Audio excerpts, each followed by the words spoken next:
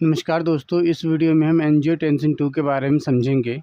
Angiotensin एक ऐसा hormone है जो हमारी बॉडी के जो किडनी है और उसके ऊपर मेनली काम करता है। और जो किडनी के ऊपर एक ग्लैंड होता है जिसको हम एड्रिनल ग्लैंड बोलते हैं, उसके ऊपर वर्क करता है। इन दोनों के ऊपर वर्क करने से इसके रिज़ल्ट में ये आता है कि बीपी का रेगुलेशन हो पाता है, जीएफआर का रेगुलेशन हो पाता है और फाइनली इलेक्ट्रोलाइट का इम्बैलेंस जो हो रहा होता है वो भी रेगुलेट हो जाता है। तो इलेक्ट्रोलाइट को इम्बैलेंस करने के लिए, जो सिस्टमिक ब्लड प्रेशर है उसको रेगुलेट करने के लिए, या फिर जीएफआर को बढ़ाने के लिए, या फिर डायूरेसिस को कम करने के लिए, इन सभी केसेस में जो एंजियोटेंसिन 2 है इसका काफ़ी ज़्यादा रोल होता है और इन सभी केसेस में ये एंजियोटेंसिन 2 रिलीज़ होता है। तो आइए एंजियोटेंसिन 2 के बारे में हम थोड़ा डिटेल में समझते हैं और इसके मैकेनिज्म को समझने की कोशिश करते हैं। देखिए, अगर इसका हम इंट्रोडक्शन देखिए तो it is a hormone part of renin angiotensin system. RS system होता है जिसको हम रेनिन एंजियोटेंसिन सिस्टम के नाम से जानते हैं। ये इसका एक पार्ट है। सिक्रेटेड बाय, ये कहाँ से, एक हार्मोन है तो रिलीज़ होता होगा कहीं ना कहीं से। तो सिक्रेटेड बाय लीवर से ये सिक्रेट होता है एंजियोटेंसिन 2 किस रूप में, एंजियोटेंसिनोजन के रूप में रिलीज होता है और यह एक इनएक्टिव स्टेट में फॉर्म होता है। ठीक है, यानी कि ये आप मान लीजिए कि ये लीवर से एंजियोटेंसिन 2 नाम का हार्मोन रिलीज हुआ। ये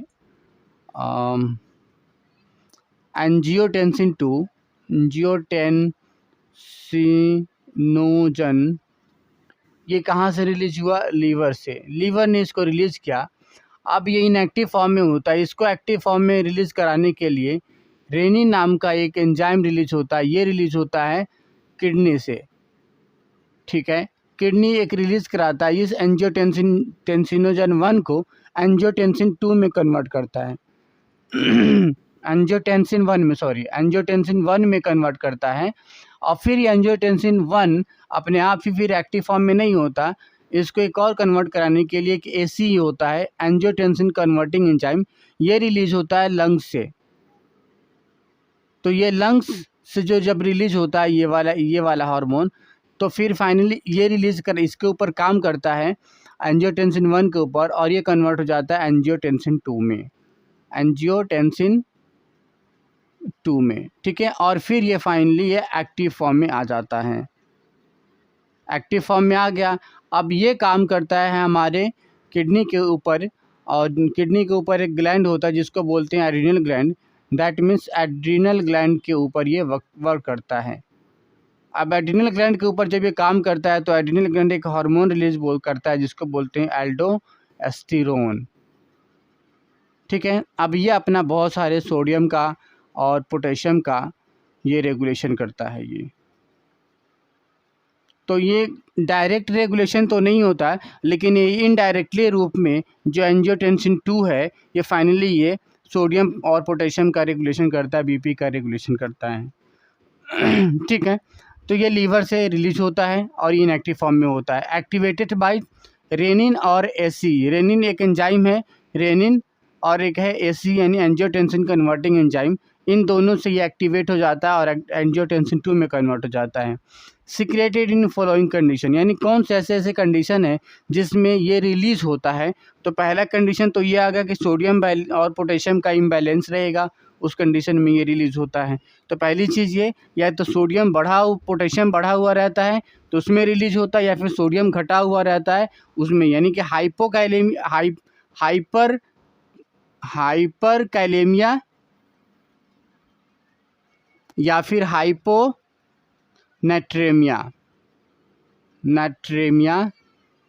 इन दोनों कंडीशन में तो ये बात समझ में आ गई।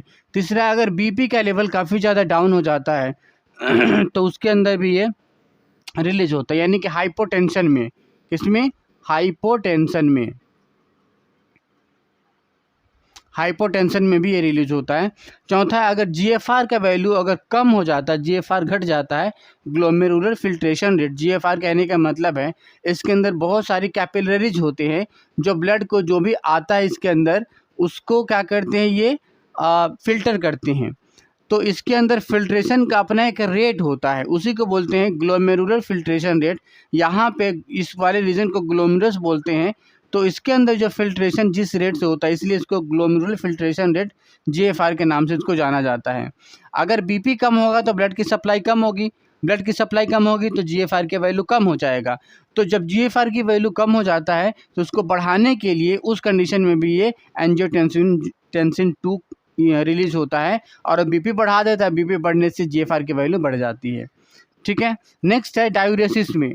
डायूरेसिस कहने का मतलब है कि इसके अंदर से जब ये फिल्ट्रेशन होता है तो वाटर रिलीज होता है, वाटर के मॉलिक्यूल रिलीज होते हैं और फिर फाइनली ऐसे रिलीज होते होते जाते जाते जाते जाते और फिर ये बाहर चला जाता है यूरेथ्रा में और यूरिनरी ब्लैडर में और यहाँ बाहर आके ख़त्म, रिलीज आउट हो जाता है यूरेथ्रा के थ्रू। ये तो ये जो पेशाब जो बन रहा है, इस पेशाब को जब बनता है तो उसके अंदर वाटर रिलीज होता है। तो वाटर अगर ज़्यादा हमारी बॉडी से रिलीज होता है पेशाब के फॉर्म में तो उसको डायूरेसिस बोलते हैं। और जब डायूरेसिस बढ़ जाता है तो उसको कम कराने के लिए फिर ये वाला हार्मोन का मतलब रिलीज होता है, ये एंजियोटेंसिन 2 फिर ये काम करता है। इस तरीके से ऐसे 4 कंडीशन है। पहला या तो हाइपोटेंशन का कंडीशन हो, दूसरा है हाइपर कैलेमिया कंडीशन हो यानी कि पोटेशियम का लेवल ब्लड प्लाज्मा में बढ़ जाए, हाइपोनेट्रीमिया कंडीशन यानी कि सोडियम का लेवल कम हो जाए, या फिर GFR की वैल्यू कम हो जाए, या फिर डायूरेसिस ज़्यादा हो रहा हो। तो इन 4 कंडीशन में ये एंजियोटेंसिन 2 हार्मोन रिलीज होता है और उन चारों चीज़ों को बैलेंस करता है। इसके फंक्शन देखें तो इसी से रिलेटेड है। पहला क्या करता है, वेसो कंस्ट्रिक्शन करता है। वेसो कंस्ट्रिक्शन कहने का मतलब है जो ब्लड वेसल्स होता है उसको कंस्ट्रिक्ट करता है। कंस्ट्रिक्ट करने से जो भी ब्लड वेसल्स है इसको कंस्ट्रिक्ट करता है, यानी इधर से प्रेशर लगवाता है और इधर से लगाता है तो सिकुड़ता है। फाइनली क्या होता है, जब कंस्ट्रिक्शन आती है मस्कुलरेचर के बने होते हैं तो फाइनली BP का जो लेवल होता है ना, इससे क्या होता है, BP का लेवल हमारा बढ़ जाता है। यानी कि जो BP हमारा कम हो रहा था BP बढ़ जाता है। जैसे BP का लेवल बढ़ेगा तो ब्लड का फिल्ट्रेशन ज़्यादा तेज़ी से होगा। क्यों? क्योंकि इसके अंदर ब्लड जल्दी जल्दी आएंगे, जल्दी जल्दी फिल्टर हो गई है, तो यानी GFR की वैल्यू फिर बढ़ा देता है। तो वेसो कंस्ट्रिक्शन कराता है, इससे BP बढ़ता है, BP से GFR की वैल्यू बढ़ जाती है। नेक्स्ट है सेक्रेशन ऑफ एल्डोस्टेरोन। जब जो एल्डोस्टेरोन का जो सेक्रेशन है ये बढ़ा देता है। और ये कब बढ़ाता है, ये जब सोडियम और वाटर का जो लेवल है हमारी बॉडी के अंदर कम हो जाता है, यानी उसका हाइपोनेट्रेमिया में हो जाता है। तो इससे क्या हो जाता है, ये रीअब्जॉर्प्शन है सोडियम का, ये PCT वाला पार्ट है, ये इसको हम PCT बोलते हैं। यहाँ पे सोडियम और वाटर का जो ऑब्जॉर्प्शन है बढ़ा देता है। जैसे कि यहाँ पे सेल है बहुत सारे, अब यहाँ पे इंटरस्टिशियल स्पेसेस है, इस स्पेसेस से यहाँ वाटर है बहुत सारे ECF के अंदर, ये वाटर आ जाते हैं कैपिलरीज के अंदर। यहाँ पे बहुत सारी कैपिलरीज हैं, इससे आता है ICF में, ECF से आ जाता है सीधा ये इसके अंदर ऑब्जॉर्ब हो जाता है ये। ठीक है, तो यानी कि रीअब्जॉर्प्शन को वाटर का रीअब्जॉर्प्शन बढ़ा देता है। प्लस साथ साथ पोटेशियम है, अगर पोटेशियम का लेवल बढ़ा हुआ है तो इसको फिल्ट्रेट कर देता है और पोटेशियम का इस जगह पे फिल्ट्रेट करता है।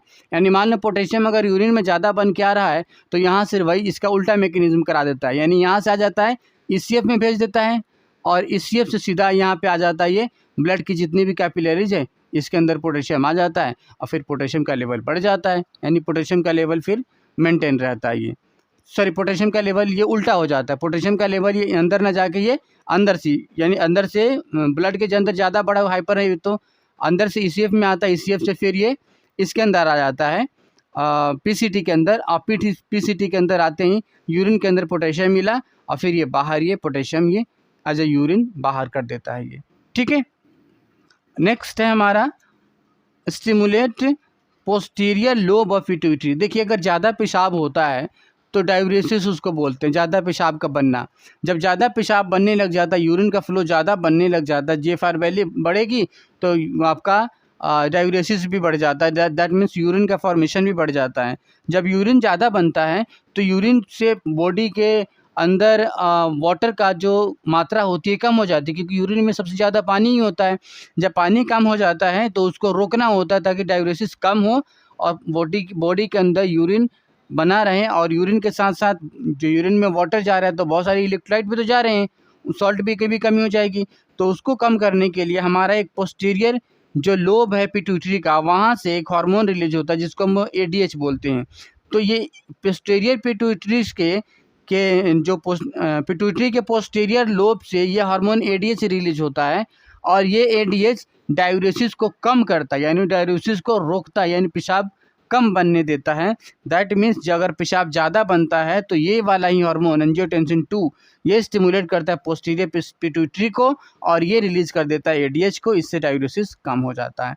तो इस तरीके से इस हार्मोन का काफ़ी ज़्यादा रोल है बीपी को रेगुलेट करने के लिए, जीएफआर को रेगुलेट करने के लिए, डायूरेसिस को रेगुलेट करने के लिए या इलेक्ट्रोलाइट इम्बैलेंस को रेगुलेट करने के लिए इस हार्मोन का बहुत ज़्यादा योगदान रहता है। तो अगले वीडियो में किसी और टॉपिक को लेकर आपसे मिलते हैं, तब तक के लिए शुक्रिया।